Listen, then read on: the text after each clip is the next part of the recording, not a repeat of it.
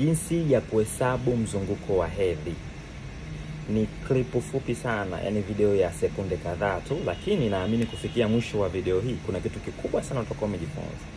Pia kama hutojali unaweza kushare walau umuokoe mwanamke fulani huko mbele.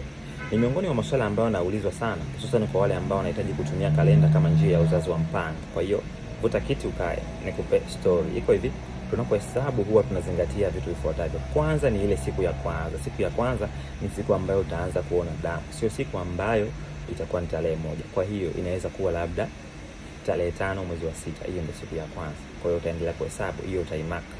Then utaendelea kuhesabu tarehe 6 mwezi wa 6, tarehe 7 unaimark ya kwanza, ya pili, ya tatu.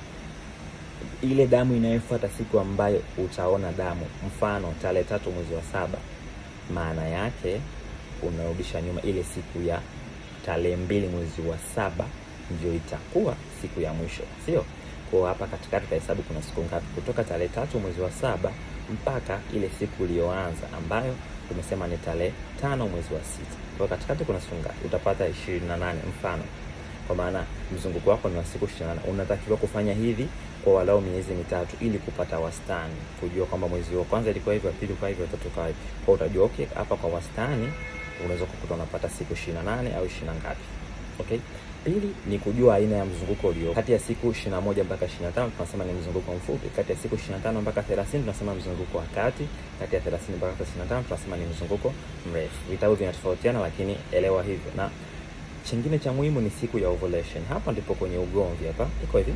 Siku ya ovulation ni ile siku ambayo yai linaachiwa, na baada ya yai kuachiwa zinahitajika siku 14 ili kuanza kupata damu. Yaani ukuta kuanza kuenguka na kupata hedhi tena.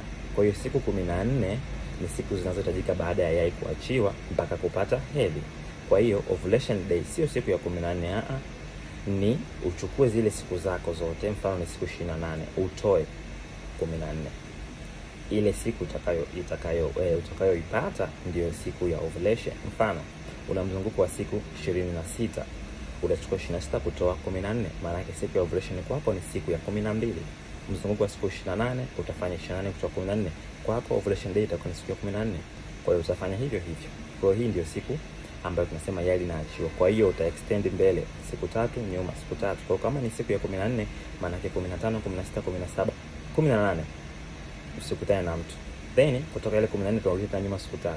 Maana yake 13, 12, 11, 10.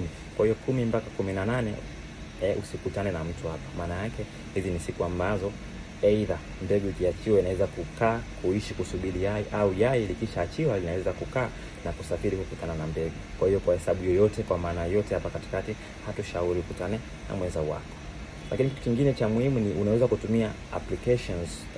Kuna siku tupo kwenye ulimwengu wa kidijitali, so kuna app ambazo zinapatikana Play Store, App Store, zinasaidia. Mfano kuna app inaitwa Clue, kuna app inaitwa Period Tracker, kuna app inaitwa Flow. Kwa hiyo unaweza kudownload yoyote. Nadhani ambayo inaweza kufa ziko friendly, yani unaweza kutumia kiwepesi sana. So kama una swali kuhusiana na njia hii na unahitaji usimamizi kwa njia hii ya uzazi wa mpango ya asili, tafadhali niandikie kwenye comment. Lakini pia ningependa kujua unatumia application gani kwenye kufuatilia mzunguko wako wa hedhi. Kumbuka hii ni Swahili Medics, mwite rafiki. Chao.